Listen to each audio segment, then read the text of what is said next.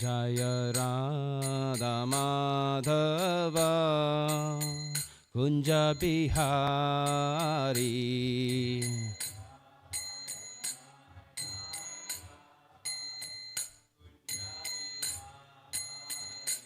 Jai Radha Madhav Kunj Bihari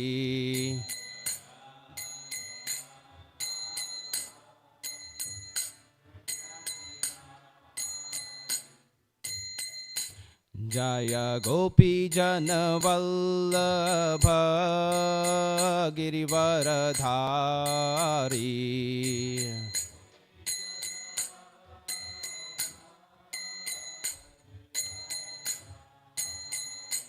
Jai Gopi Jan Vallabh Girivardhari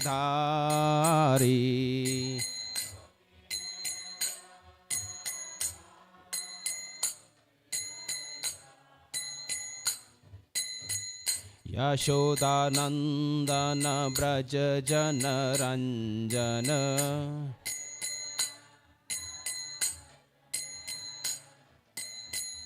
Yashodanandan Braj Jan Ranjan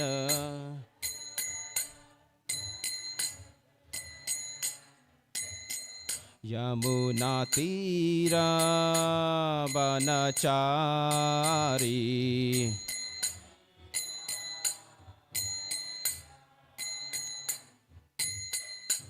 Jai Radha Madhav Kunj Bihari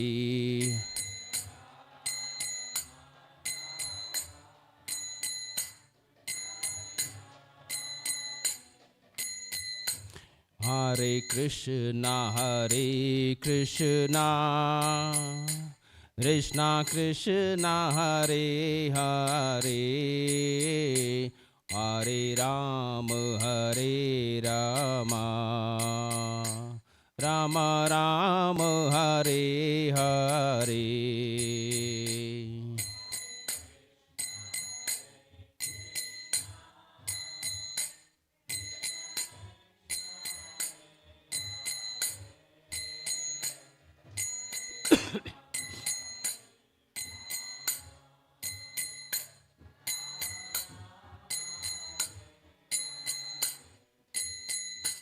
Hare Krishna Krishna Krishna Hare Hare Hare Ram Ram Ram Hare Hare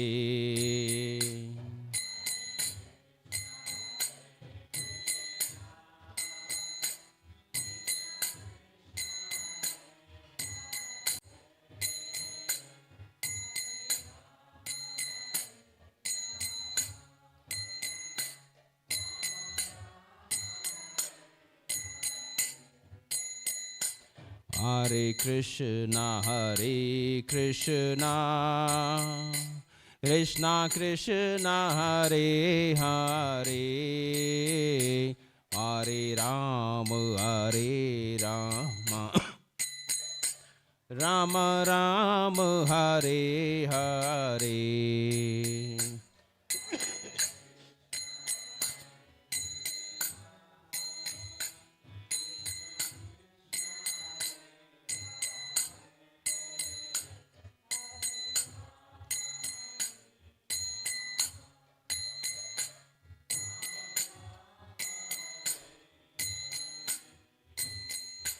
Jai Prabhupada Jai Prabhupada Jai Prabhupada Jai Prabhupada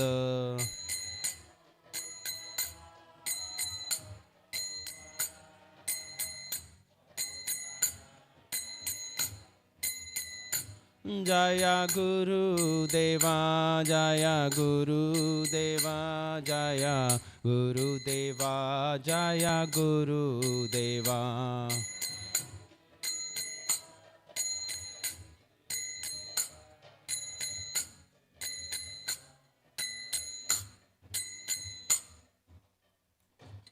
Srimad Bhagavatam ki jai, Srila Prabhupada ki jai.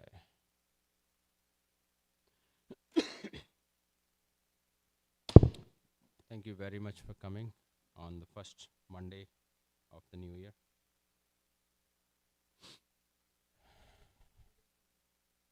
Oh, thank you, Mataji. Very much.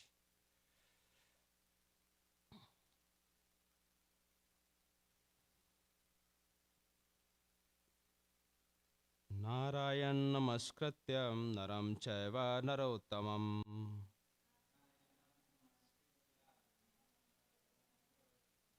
devim saraswatim vyasam tato jaya mudiyeta.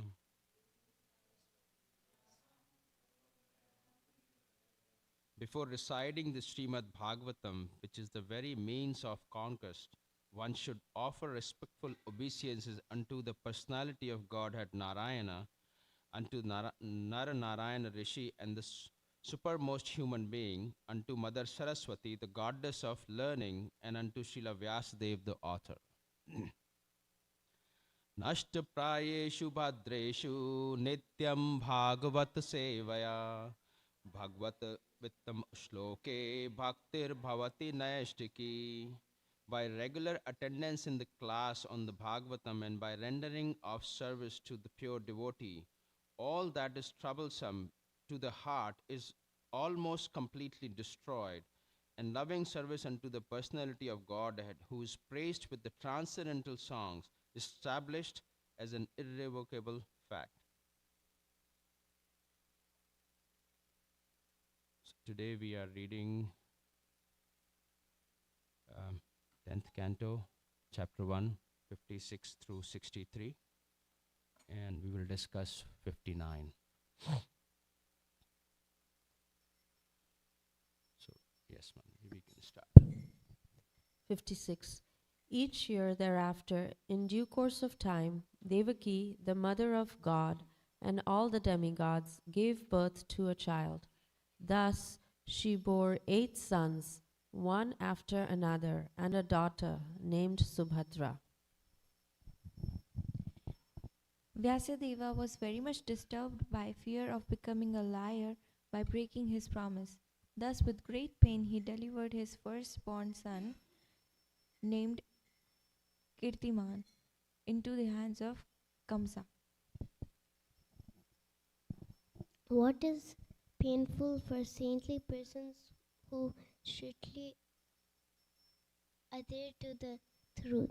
How could there not be independence for pure devotees who know the Supreme Lord as the substance? What deeds are forbidden for persons in the lowest character, and what cannot be given up for the sake of Lord Krishna by those who have fully surrendered at his lotus feet?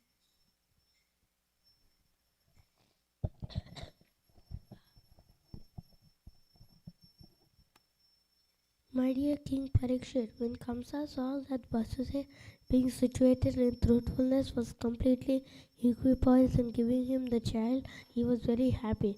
Therefore, with a smiling face, he spoke as follows.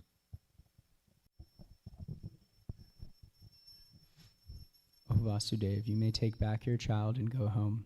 I have no fear of your first child. It is the 8th child of you and Devaki I am concerned with, because that is the child by whom I am destined to be killed.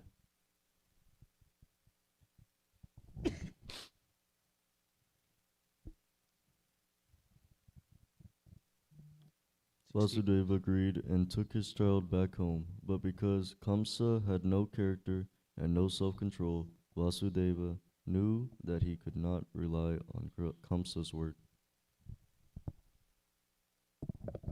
The inhabitants of Vrindavan, headed by Nanda Maharaj, and including his associate cowherd men and their wives, were none but denizens of the heavenly planets, O Maharaj Parikshit, best of the descendants of Bharat, and so too were the descendants of the Vrishni dynasty, headed by Vasudeva and Devaki, and the other women of the dynasty of Yadu. The friends, relatives, and well-wishers of both Nanda Maharaj and Vasudeva, and even those who externally appeared to be followers of Kamsa, were all demigods. Thank Thank you very much. So we'll go back to 59 and then we will discuss how Prabhupada explains this. Om Namo Bhagavate Vasudevaya. Om Namo Bhagavate Vasudevaya. Om Namo Bhagavate Vasudevaya.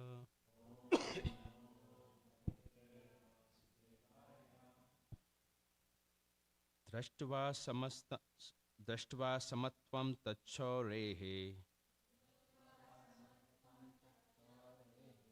Satve chaiva vivasthitam kasastushtamana rajan kamsast prahasan idam abravita Drashtva samatvam tachorehe Satve chaiva vivasthitam Kansastushtamana rajan Prahasan idam abravita Samatvam tachore Drashtva samatvam tachorehe Chaiva vivasthitam Kamsastusta Maharajan Kansastushtamana rajan Prasanna Idam Abravit Prahasanna idam abravit Drashtva samatvam tachore Satve chaiva vivasthitam Kansastushtamana rajan Prahasan idam abravit Drashtva samatvam tachorehe Satve chaiva vivasthitam Kansastushtamana rajan Prahasan idam abravit Drashtva samatvam tachore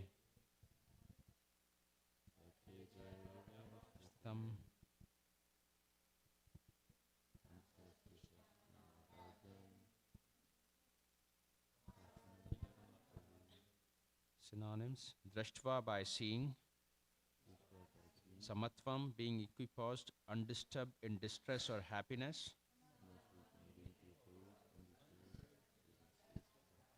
Tat, that; Sareha, of Vasudev; Sate, in truthfulness; Cha, indeed; Eva, certainly; Vyavasthitam, the firm situation; Kamsa, Kansa;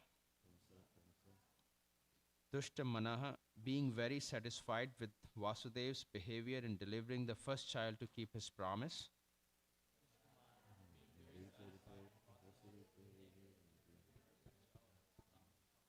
Rajan, O Maharaj Parikshit;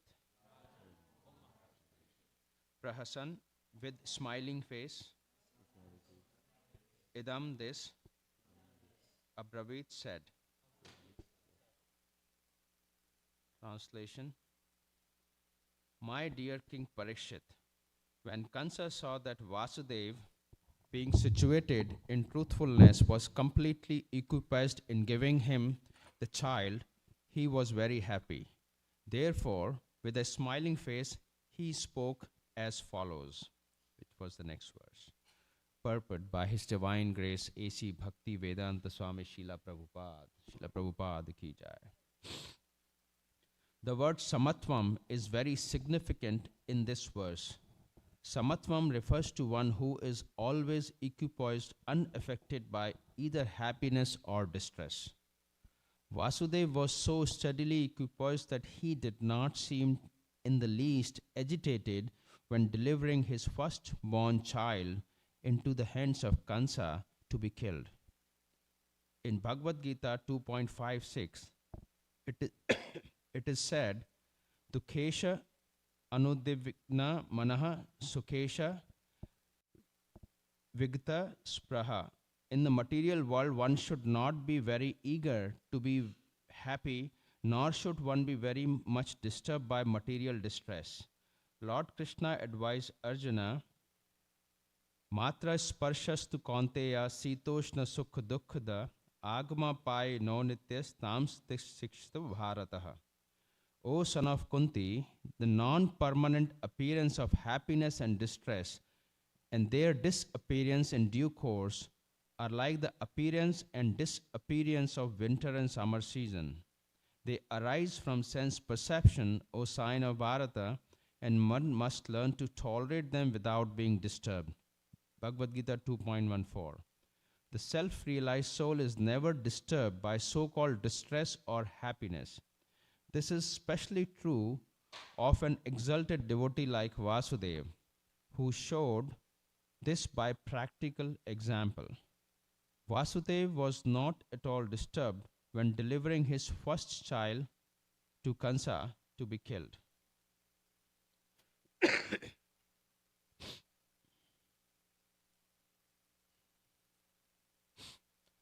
Om Ajnanatimirandhasya Jnananjana Shalakaya Chakshurum Militam Yena Tasmai Shri Guruve Namaha Shri Chaitanya Manobhishtam Sthapitam Yena Bhutale Swayam Rupaha Kadamayam Dadatim Swapadantikam Vanchatalpakarubhyascha Kripa Sindhu Bhaivacha Patitanam Pavanebhyo Vaishnavebhyo Namo Namaha Shri Krishna Chaitanya Prabhu Nityananda Shri Advaita Gadadhara Shri Vasadi Kaur Bhaktavinda Hare Krishna Krishna Krishna Hare Hare Hare Rama Rama Rama Hare Hare. Hare Krishna. Thank you all, very senior Bhagavatas sitting here who are very learned.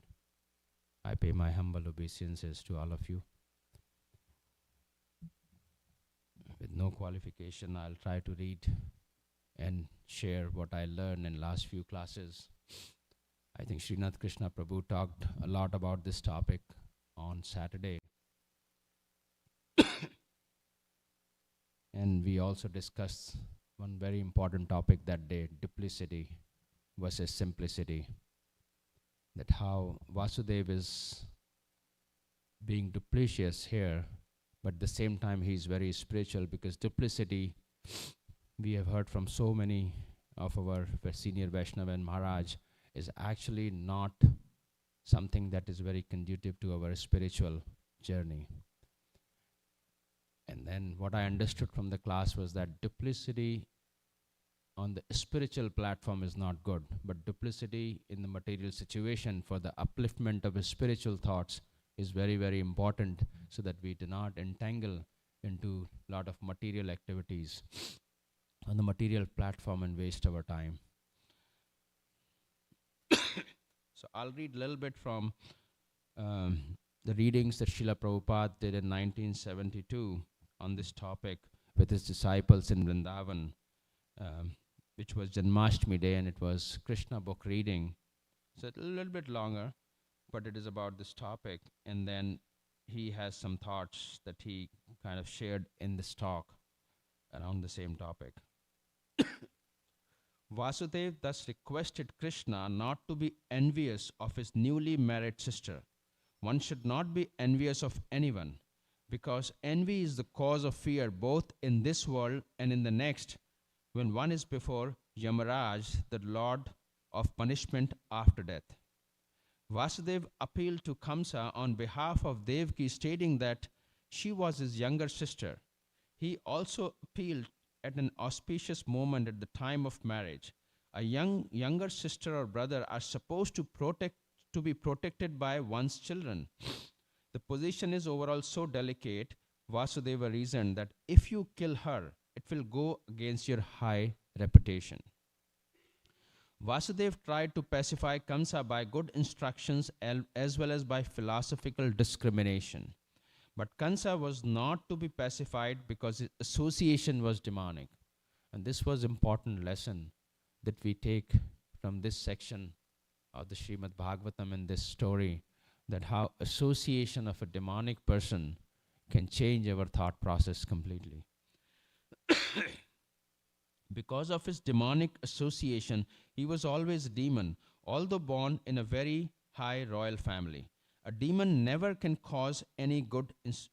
A demon never cares for any good instruction. He is just like a determined thief.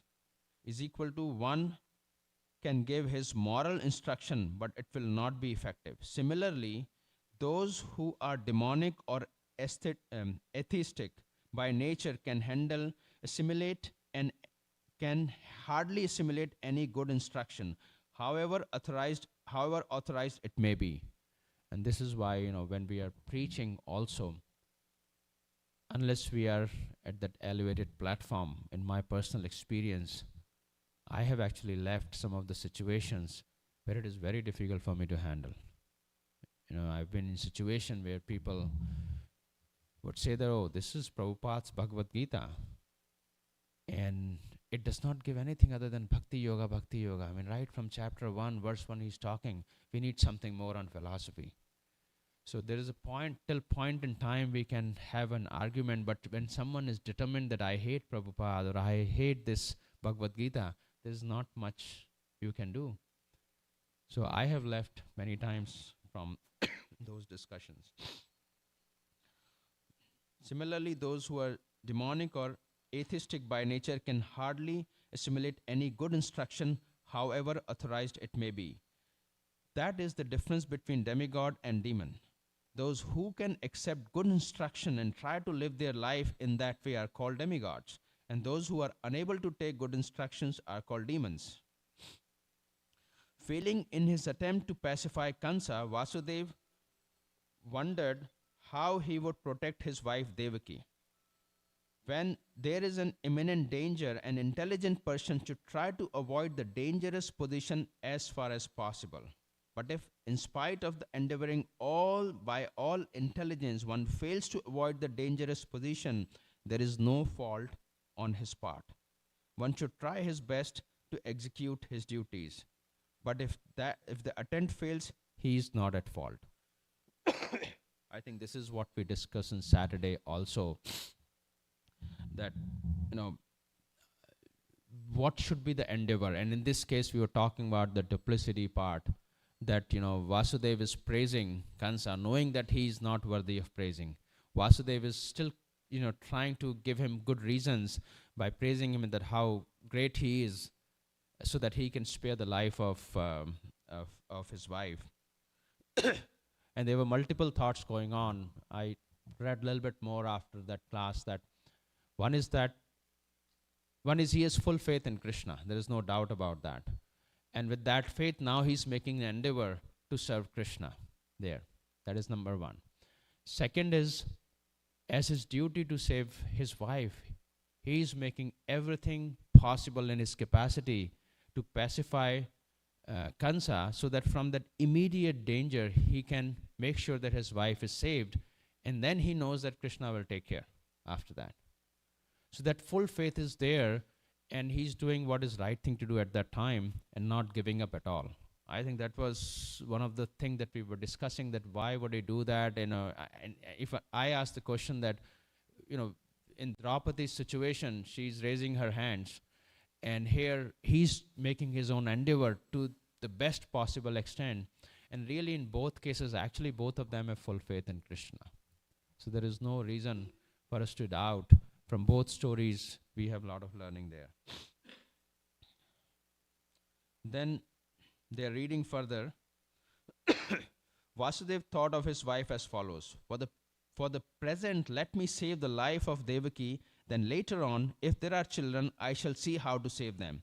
He further thought, if in the future I get a child who can kill Kansa, just as Kansa is thinking, then both Devaki and the child will be saved from the law of providence. Because the law of providence is inconceivable, but now, some or the other way, let me save the life of Devaki. There is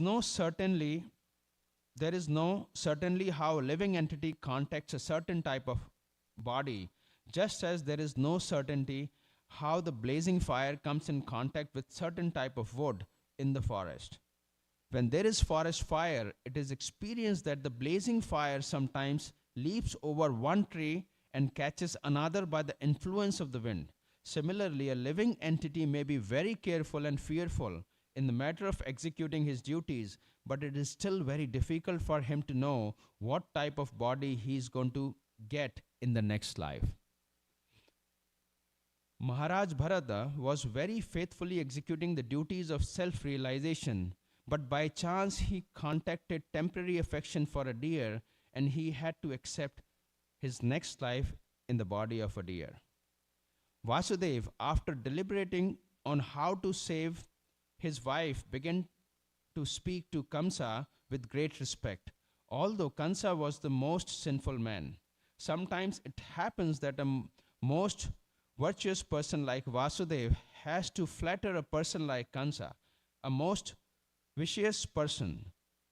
That is the way of all diplomatic transactions. Although Vasudev was deeply aggravated, he presented himself outwardly as cheerful. He addressed the shameless Kamsa in that way because he was atrocious. Vasudev said to Kamsa, "My dear brother-in-law, please consider that you have no danger from your sister. You are awaiting some danger because you have heard a prophetic voice in sky, but the danger is to come from the sons of your sister who are not present now. And who knows, there may or may not be sons in the future. Considering all this, you are safe for the present. Nor is there a cause of fear from your sister. If there is any sons born of her, I promise that I shall present all of them to you for necessary action." And this is where Srila Prabhupada in the translation saying, "Matra sparshastu kanteya sitoshna sukha dukkhada." I mean, it's extremely, extremely painful for a parent to lose their child. It is unbelievable pain that only the person who goes through can even imagine, which is not planned. And here Vasudeva is presenting that I am going to give you my child. And so this Matra Sparshastu Kanteya verse is such an amazing and beautiful verse of Bhagavad Gita that allows actually even to have a conversation with atheist. And from preaching perspective, I typically use this verse because it is just now, I'm meditating on this all the time, that how do one be equipped in your success and failures together, or in winter and summer seasons, how it goes ups and down. It is extremely difficult, especially when things are going great. We tend to forget, in my case, we tend to forget the spiritual practices, doing more seriously and properly. It also intoxicates. On a material platform, success actually intoxicates more than when we have distress. We already know that. And this is where, unfortunately, every generation actually taught in the material world that this is the definition of success. And if you're not successful, if you're not intoxicated, if you are not dissatisfied, then you're not called successful. And that is how the whole structure outside of our spiritual life is actually created. And this is how the corporation, this is how the job structure, this is how the relationship, this is how the community actually that works, that which is opposite of Matra Sparshastu Kanteya. And that is what makes our life extremely difficult. Especially, I keep bringing this point that when our children are going to school and colleges, that is exactly what they have to go through every single day. That how do I brag my success? How do I be successful? And how do I, even at the cost of bringing others down, be successful? And that is what has happened at jobs, that has happened at the school. One time I was mentoring daughter of my friend, she was at one of the Ivy League school. I think she was at Rutger or somewhere, yeah, like that. And then she called me one day. I was kind of a mentor, so she would call me because, parent and daughter were not going along very well, which is very normal sometimes. Not daughter, any children, especially when they're teenager and going to college. They think that they know everything. I've gone through that. So she calls me and she says that, actually father called me, that something is wrong with my daughter, can you talk to her? And I called, and then she called me back and she said that I don't know to get up from my room. I feel like I should leave my body and I should kill myself. And I'm sitting here and say, oh my God, what do? I just have no clue how to help her. And then we were on the video call and saying that, okay, no, you need to get up, you need to get your breakfast. And I spent like more than 2 hours just talking, and I don't know what I'm talking, and I'm praying to Guru and Prabhupada that please help me here. I don't know how to help her. Eventually she said that, so, over the period of next few days, I invited her to Dallas. She stayed here. And I tried to find what is it that is causing this. And the few disturbing things I learned, which I've shared in past also, I think, in some class here, that one is that I asked her, did you ask for help? And she said, yes. I went to the doctor in the campus. I said, what did they say? They gave me antidepressant medication. I said, okay, that is one part of it, but how do you really eliminate that? You can't be on medication all the time. And she calls me uncle. She said, oh, uncle, why are you worried? Half of the campus is on antidepressants. Really? And then I actually inquired, pretty much in every campus, that is very common thing. Second thing, then I asked that, do you not have friends who can help you? Why are you sitting by yourself and not be with friends? I learned a new term, which some of you might know. It's called snake friends. Have you heard that? No? She said, these are called snake friends, meaning everybody has to be successful. And in that mode of ignorance to be successful, they have to use you, leverage you, whatever you're doing, take your homework, everything, and present it as their research or finding or anything. And hence they become successful. But when you need them, they are not going to be there. That's called snake friends. So something was very profound, that it is actually very prevalent, not in just schools and colleges, but also at job. The definition of success at job is that you should never be satisfied from what you have achieved. Because if you are satisfied with what you have achieved, the next thing comes is that you are actually a fool who should not get raised, promoted, etc., and be used. And that is what is pretty much reflected. This verse always remind me of that. That matra spashasya kanteya, that this is how we teach our children and our family members, and that is how they live, not being happy all the life. Pretty much entire life goes, old age, disease, and death comes, and they leave the body, and nobody is happy. And that is called success. Now you can meet with extremely successful people in this world. They still do not know what are they chasing.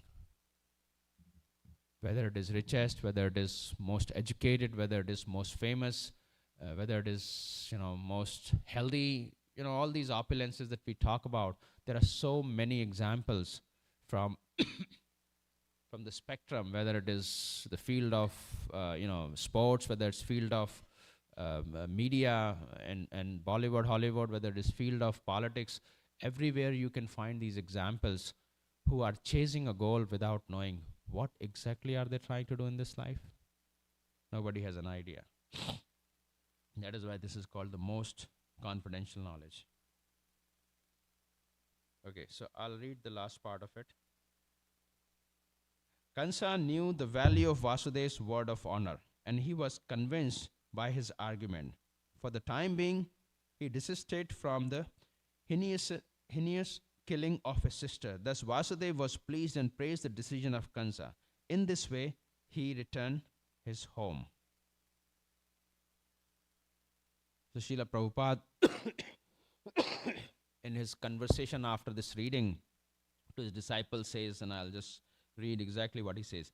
And this is in context of the question answer happening that, oh, even Kansa was meditating on Krishna. Right? Everybody knows. That is not Krishna consciousness, Prabhupada said.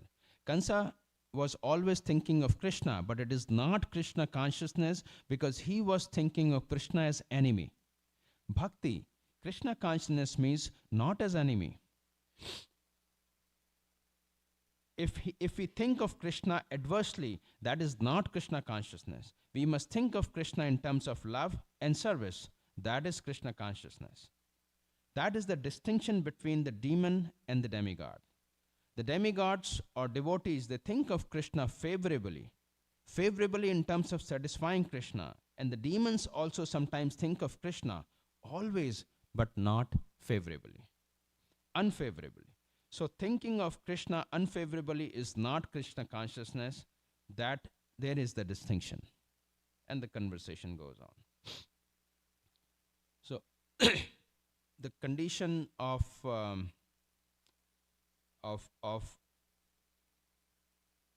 today's world, where we mostly see the guna which is more prevalent is the mode of ignorance and mode of passion, is so well described in chapter 16 of Bhagavad Gita, which is the divine and demonic nature, which is 16.13 through 15, those 3 verses.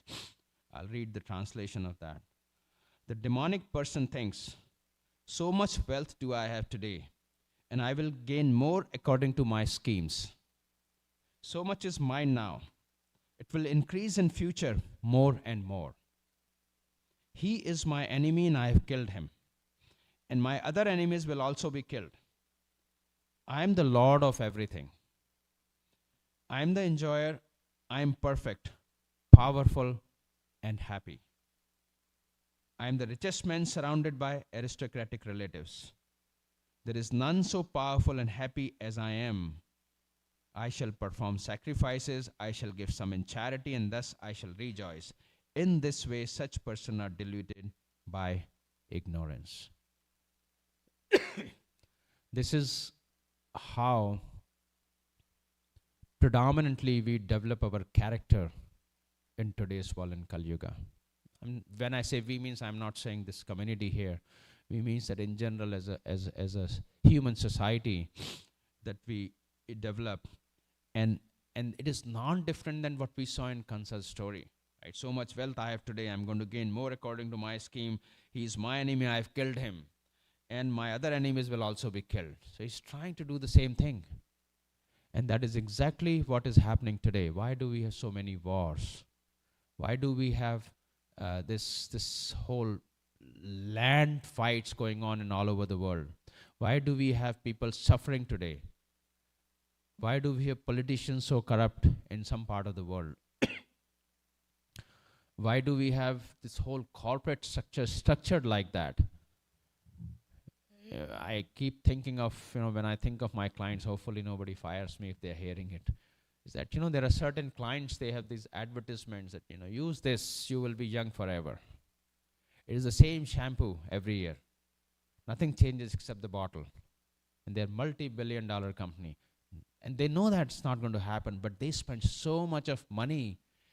And now they use this AI-driven marketing to go inside our mind to see how we manipulate this mind. And so whether it is TikTok, Instagram, whether it is, Facebook, whatever it is, all of this is being used now on the social media. How do I sell more and more so that I can become rich? Exactly like this verse. So much wealth I have today, I'm going to be more rich. And I'm going to kill you slowly and use you and create a generation who's going to be killed again and again. So you produce more child, they become more adult, and then my company and I become more rich. That is called AI-driven marketing. It is really, there is nothing that is there to save the minds. It is just going to corrupt more and more. So we should be very thankful to Srila Prabhupada and our Guru Parampara and the Vaishnavas here and Tamal Krishna Maharaj who built this society here, this temple here for us to really take a step back and think through what is happening around us. Sometimes we forget because we are here every day. We forget that just in the outer rings exists everything what we are reading in Srimad Bhagavatam. It is not what happened 5,000 years back. It is there.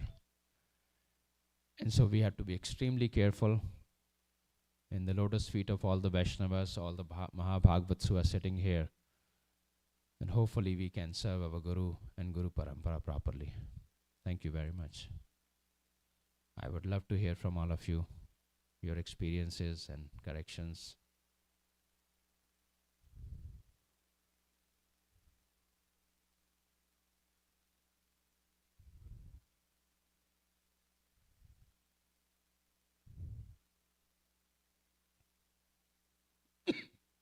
Hare Krishna.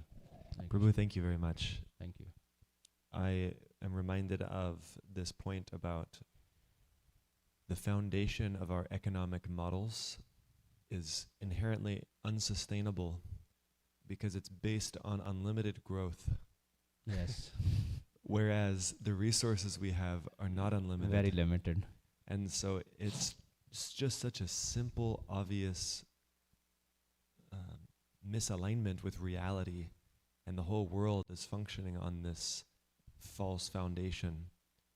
And I remember being a college student, learning about the economic collapse of the planet and just feeling horrified.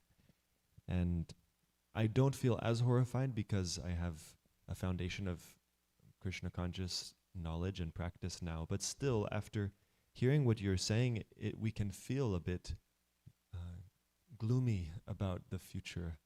So can you help us see that there's hope? Well, that is why we are sitting here. Hope is Srila Prabhupada. Actually, there is absolutely no hope. There is absolutely no hope if we do not get this.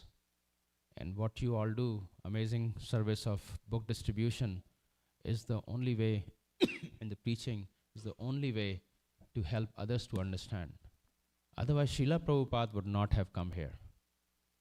He would not have come here after, we all know the story of, decades of spending time in Vrindavan and how much suffering he has gone through in India, even before he came to Vrindavan, how much of rejection he has gone through.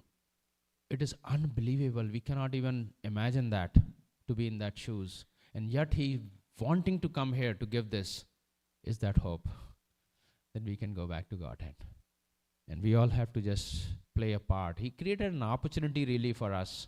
Sometimes when I meditate on this, that, do I have the capability to actually serve my Guru? And the answer always comes that absolutely no, he does not even need to be served in terms of that, he knows what he's doing, right? But he creates an opportunity for us, a little bit teeny tiny, where we can feel good that sparrow who's helping build the bridge along with Hanuman, that we are doing some service. And in that process, we can pure ourselves. So here Srila Prabhupada has created this amazing infrastructure for us to serve and purify ourselves and help others in this process. Hopefully, somebody will hear us. But there is no other hope. I keep bringing this example of these amazing Olympians. Actually, this is interesting. Even though I mostly quote these two examples, which is Michael Phelps, right, who is 10 gold medal, and then Simone Biles, who is our gymnastic, best of the person on this planet so far in terms of gymnastic. Both have gone through pretty serious, matra sparshas kanteya. At the top of the career, but don't know what to do.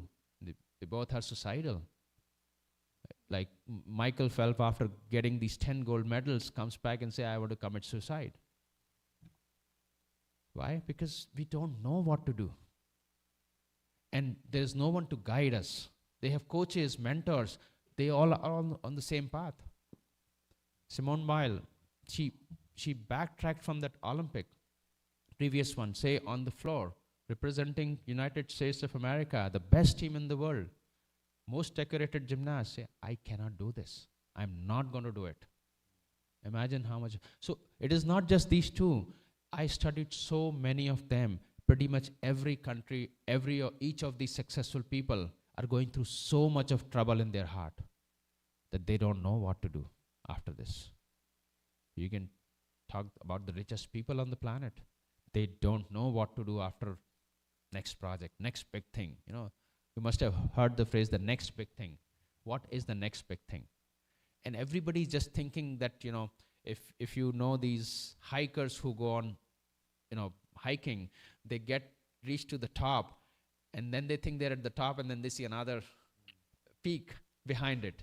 Oh my God, I need to conquer that. That's all we are doing in the material world and wasting resources. So, ray of hope is Srila Prabhupada, for sure. And all of what you're doing is what we need to do more and more. Thank you, Prabhu.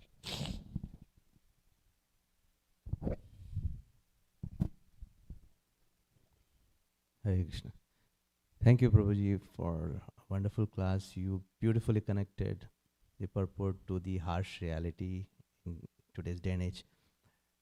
That reminded me of one of the lectures of His Holiness Radhana Swami. He spoke on, I think, futility of material existence or material world, something like that. So he mentioned a beautiful point, speaking about the duality, the verse that is quoted in the purport, Matra Sparshasu, and you spoke about the success, right? So he said, beautiful statement, he said, in this prison cell, Durga, right, the material world, everybody's suffering because of failures and this and that. But there are those who are, so to say, successful. They are the prisoners of their own success, he said. And he said, why they are prisoners of their own success? Because there is constant demand to maintain the success, number one. And number two, there is a fear of loss, losing the success. And then I was also thinking, you spoke about the antidepressants. They don't know how to get to the root of the problem. Whereas we are so fortunate here, we know, like Krishna says in Gita, 2nd chapter, Dvandvatito vimatsara, matsara. So basically envy, that is the root of this duality. And we have the antidepressant here, which is the kirtan, right? Yeah. Which helps us to revive our love for Krishna through chanting of the holy names. Thank you very much, Prabhu. Yes, Mataji. Oh, you made me remember, Prabhu, thank you for the class, by the way. A few years ago, I watched a documentary on Olympians, and it was specifically about their lives after the Olympics, and they all shared how they struggled in the way that you said, because their whole lives, their identity, like what they ate, when they woke up, what they did for every minute, every hour of the day was about getting to the Olympics and about being the best. And I remember one of them said, it wasn't even about, coming back, you can't even celebrate your achievement because if you don't have the gold medal. He said, because nobody remembers who got the silver medal. Yes. So it's just this incredible heightened pressure, and then they come back and they have no identity. Yes. And they all fall into so much depression and, like you, substance abuse, and it's truly like their minds are just so messed up because of trying to achieve. But also, I was thinking the reason I ended up here in ISKCON is because after college I was depressed. Like my whole life I'd been a great student, and I just kind of always thought, okay, I'm gonna get an A on this, and then I'm gonna nail this project, and then I have this piece I'm working on, and then I get this scholarship. And so my whole life was just like lining up these things. And then once college was over, it was just, why am I so miserable? I did everything people told me to do my whole life, and I'm not happy. And my parents couldn't help me. Nobody really understood why I was miserable, but it took me a couple of years, and eventually I found the Bhagavad Gita, and like all of those kind of anxieties went away. So as you said, Srila Prabhupada he gives us the medicine through Bhagavad Gita. So whatever anybody can do to give that book to others, I'm an example of how much it helped me. Thank you for sharing, Mataji. Prabhuji wants to say something. Hare Krishna. Oh, sorry, Mataji. Oh, did someone else want to? Go ahead. Hare Krishna. I just find this really inspiring because it kind of shakes up the dust of the whole illusion in a very profound way, and it inspires me to approach people on book distribution with more of a questioning of their suffering instead of, hey, we have, here's what we have, but instead of like really provoking them to look like you're in pain, look. And not in a way that's, aggravating, but really just asking, like, what's the purpose of your life? Yeah. What are you doing? Why are you living? How do you feel? And like just making them really look at themselves and realize, like, there's no point to a material existence, and that there's something to do, instead of just to grovel in it. Yeah.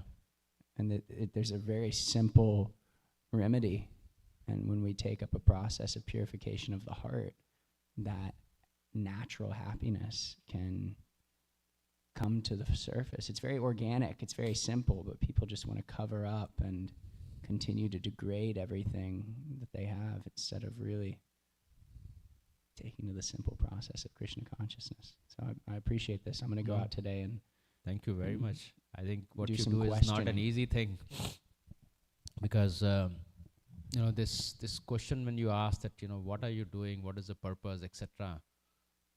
It is so ingrained in that person's life. Say, suppose if they are in middle of their age, 45, 50, 30 years of time they've spent just learning that this is how it is supposed to be. So it's very hard to go through that, but only with the pure heart like yours, what you do and service that you do, you can actually go immediately into their heart. Very, very beautiful. Thank you very much, Mataji.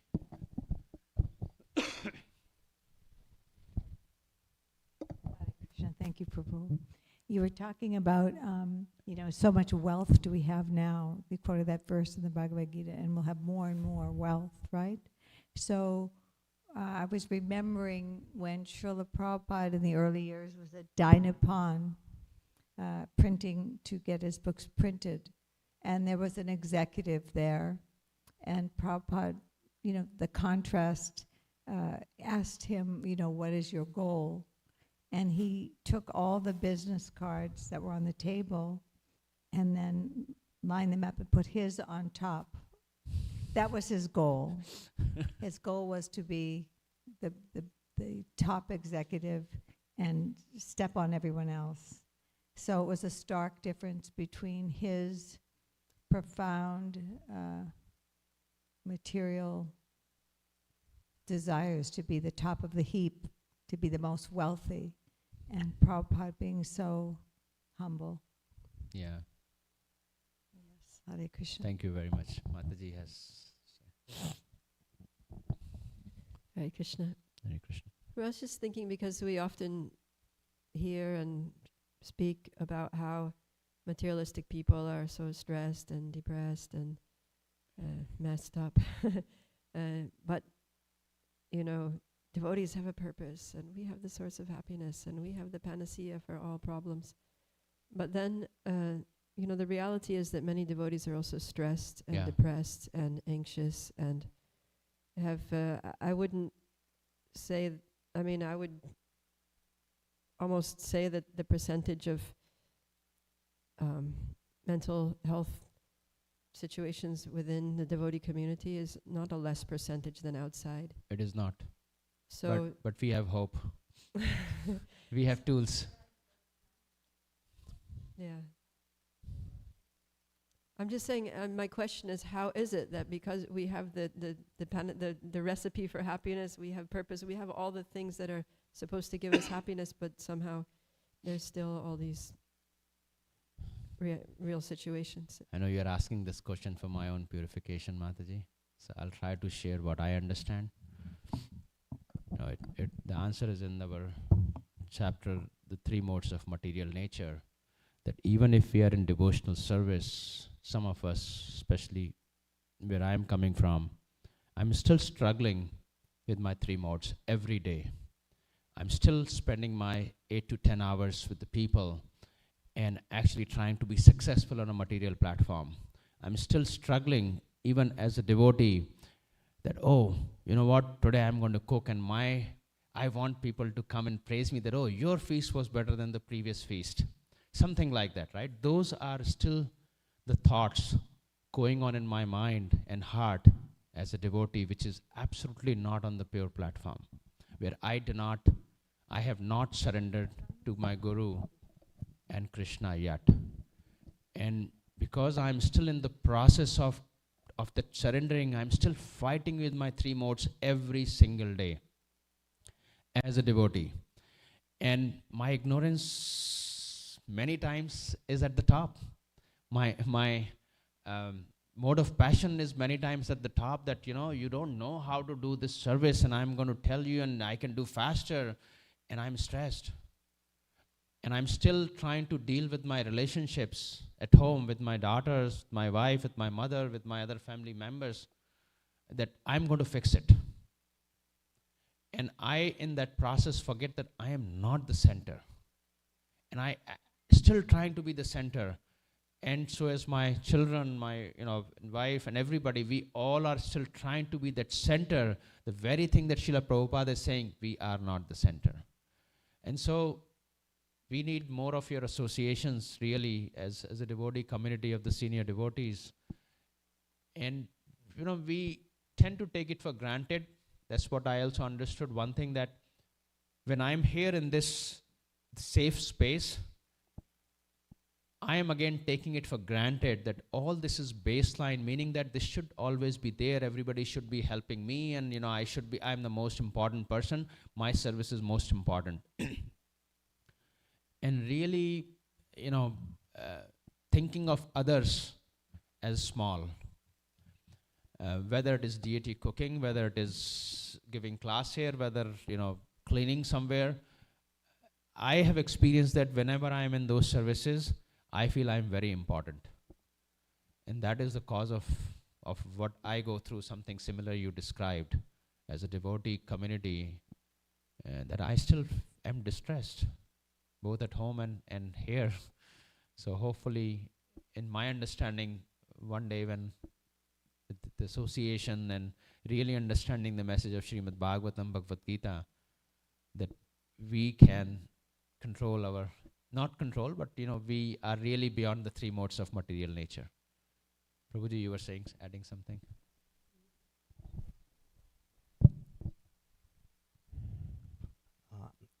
In this context, I was thinking Bhagavad Gita started because of Arjuna's going into depression. Then we see Dhruva Maharaj, right? So it is not that devotees won't face, the rain we can't stop, but we have the Krishna conscious umbrella. And Prabhupada also, at one point of time I was reading, he was thinking, why did I take sannyas? So it's not that it's not going to happen. Even to Mahabhagavats like Dhruva Maharaj, Arjuna, right, and Prabhupada, these things happen. But there is this famous statement, right? Threefold miseries, they are mandatory, right? But the suffering is optional. So misery is definitely going to be there, and since we are there in this body, it's a bad bargain. But the best use is Krishna consciousness is for myself. And this verse also, that Matra Spashas Kante, it ends with that one should be, not impacted by both. My understanding is that is the start of the yoga process. And that is so hard to be there. Fighting with these three modes, it's so hard to be there that I am not impacted.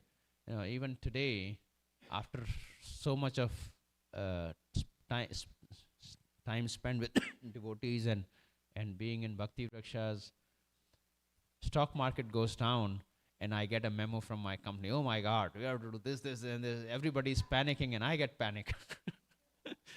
And I'm, what is happening to me? It is because I really have to make a decision at some point of time to leave that association and be outside. And that is where I struggle, that I am not actually leaving that association, even though I'm trying to be in the side. So some of you, especially brahmacharis, I kudos to them that, what they have done is phenomenal. And what many of you have done is phenomenal. It is not easy where you all are. So I look forward to learning from all of you, and especially you, Mataji. You have done so much for the community. Thank you very much.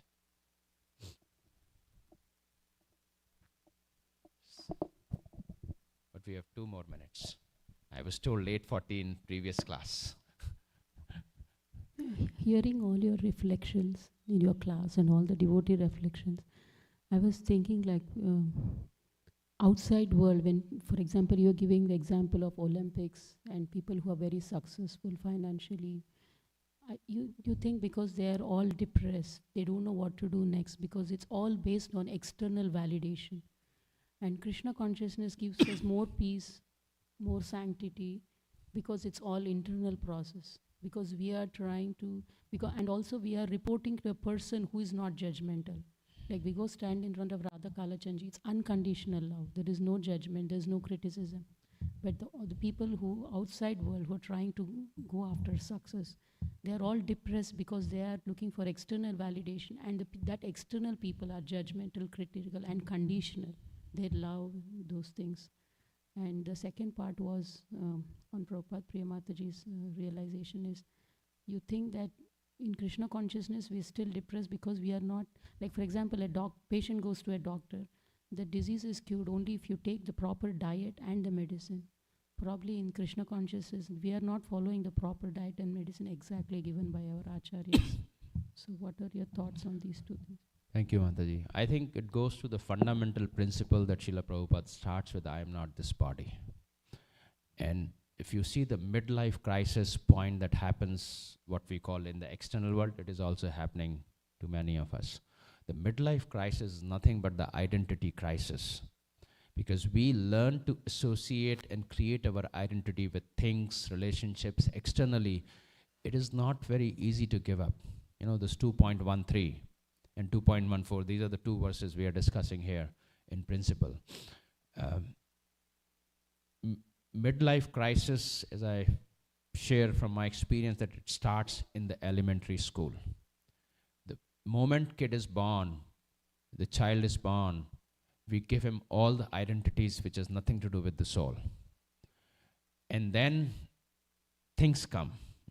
If my child is not going with iPhone 16 or 17 to school, there is no identity of that child. So they learn right from day one that my parents have their identity with the title, with these things. I have my identity with these things, and this is how I grow up. And that goes on. And eventually, we don't know. We are lost, and we know that it is never going to satisfy. And so the foundation and the seed of depression type of activity starts right when we are born. Nobody is really, except probably devotee community, nobody's reading Srimad Bhagavatam before the child is born. Everybody's actually watching these movies, which is creating more problem for the child. So it is that cycle, Mataji. Right from before even birth, we are learning what is not my identity, what is my material identity, and that continues. So that causes this problem. And it is very hard, and that leads to, even as some of us who are into the devotional life, we are struggling with our material identity actually, to give up that and truly accept that we are Satchidanand, we are really truly the servant of the Krishna. It's that acceptance is not happening in our heart. We are struggling with that, and that is why we struggle even as devotee. That's my experience, not necessarily the answer. Yes, ma'am. You can break all the rules because you set the rules here. Hi, Krishna Prabhu. Thank you for wonderful discussion. And I really want to appreciate the point of not taking the medicine. I find in my life also, and my husband's here, he can validate, that I get into like a lot of depression also. And what I question is, am I taking the medicine sincerely? And every time I take to taking the medicine sincerely, sure enough, things start taking off. And the other point of taking the medicine, sometimes we feel, oh, we have to take care of all these other people, make sure they are taking the medicine in some form. But just like, in the airplanes, they say, first protect yourself, then protect your children. So we sometimes forget to take that medicine ourselves, and so sure enough, we feel weakened and bewildered. So I feel like every time I take to the process seriously, I am more situated and I can help others. Yes. So that Thank you very much. That's a very important point, Mataji. Thank you for the wisdom. Thank you very much, everybody. It is 8:43. I sincerely appreciate your association and your wisdom. Vancha talpakavasya kripa sindhu bhaivacha patitanam pavanebhyo vaishnavebhyo namo namo. Srila Prabhupada ki jai. Srimad Bhagavatam ki jai.